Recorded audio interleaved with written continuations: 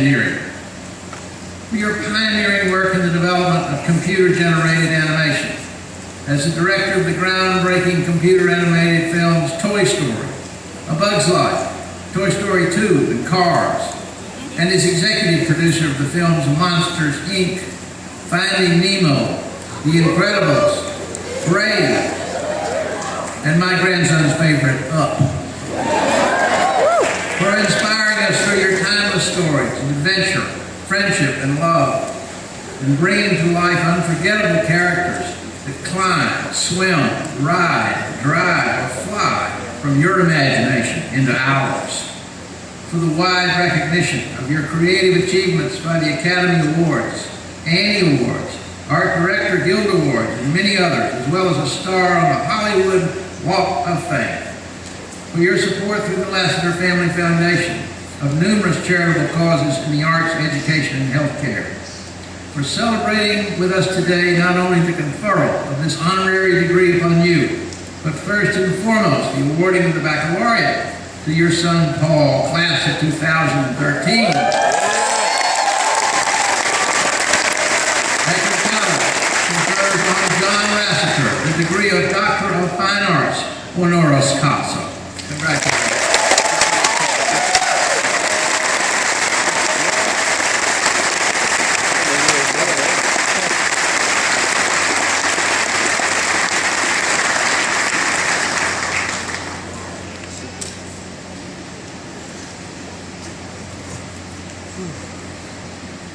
Thank you.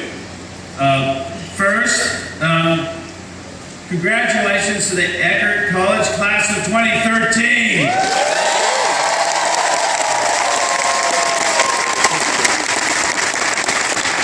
Two questions out there. How many got a good night's sleep last night? The graduates? Okay, how many of you are lying? How many stayed up all night? Thank you, President Freeman and trustees and esteemed Eckerd faculty. I'm honored by this recognition. I also want to thank you for this amazing school. You see, I am a proud parent. My son, Paul Lasseter, is graduating today. The school changed his life. It was amazing to witness his growth and blossoming here. Your encouragement this freshman year to take a trip in the winter term changed his life. He discovered Italy. Today he's graduating with a degree in international business and a minor in Italian. And I especially want to thank Professor Morris Shapiro for being such a great teacher. And your incredible inspiration to my son and changed his life. PJ, we are so proud of you. Today I want to talk about dreams. Everyone says to follow your dreams. I did. You see, I loved cartoons. I mean, I really loved cartoons. When it was really uncool to like cartoons, when all my friends were into sports and girls and stuff, I would race home right after school, 4:30 on Channel 11 in Los Angeles to watch Bugs Bunny cartoons. I loved it. And I was a freshman in high school when I discovered, wait a minute, people actually make cartoons for a living? You get paid to do that? That's what I want to do. And from that moment on, it started my lifelong dream. I wanted to be an animator for the Walt Disney Studios. I started writing to the Walt Disney Studios in high school, and I was amazed. My senior year, I got a letter from them saying that they were starting a program to teach Disney style of animation at the California Institute of the Arts. It was amazing. I really thought that fate was rolling a path out to my dream right out in front of me. I was the second student admitted to them, and when I actually began attending classes there, I couldn't believe it. They had pulled out of retirement all these amazing Disney artists. They were our teachers.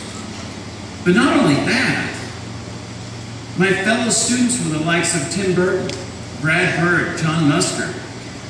And we were so amped up by what we were learning that we didn't want class to end. We would get together in the evenings and watch 16mm prints.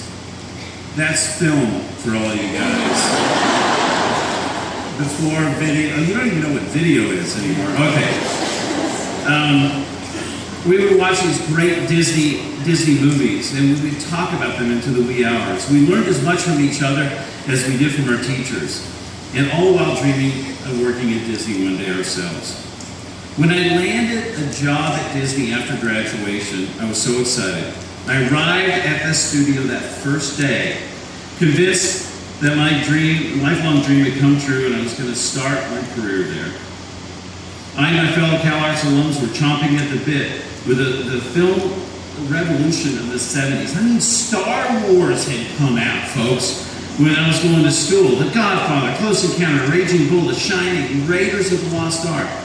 We were eager to show that animation could do great things too, but soon I found that the reality was not what I dreamed of at Disney. The studio leadership at the time, I found later thinking about it, was very threatened by us.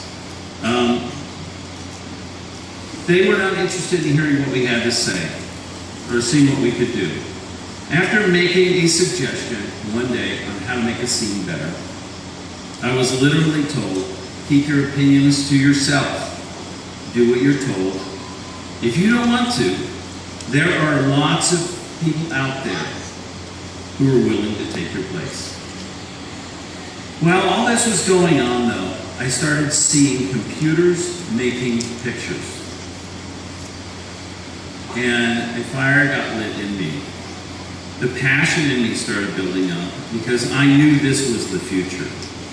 You see, one of the things I always admired about Disney was his innovative spirit.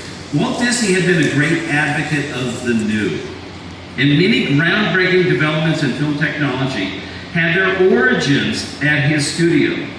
I felt that computer animation was what Walt was waiting for. I threw myself into suggesting projects that would show how the computer could be used to take Disney to the next level. I even did a test to show people. It seemed like a natural extension for the studio that had always been so innovative, but I kept getting the answer, no, that's not how it's done. But I kept trying. I wouldn't let go of the idea that computer animation was something Disney should be doing, because I knew it would make the studio and its films better. Then one day, the manager of the animation department, Mr. No himself, called me into his office and fired me. I'm still emotional about it. I was devastated. My dream was shattered. I didn't know what to do. I'd had this dream of working for Disney for so long. Without it, I felt lost. I felt like such a failure that I couldn't bring myself to tell anyone what had happened. In fact, it wasn't until just a few years ago that I could tell people I was actually fired from Disney. Of course, that's when I came back to run the studio, so I could tell people.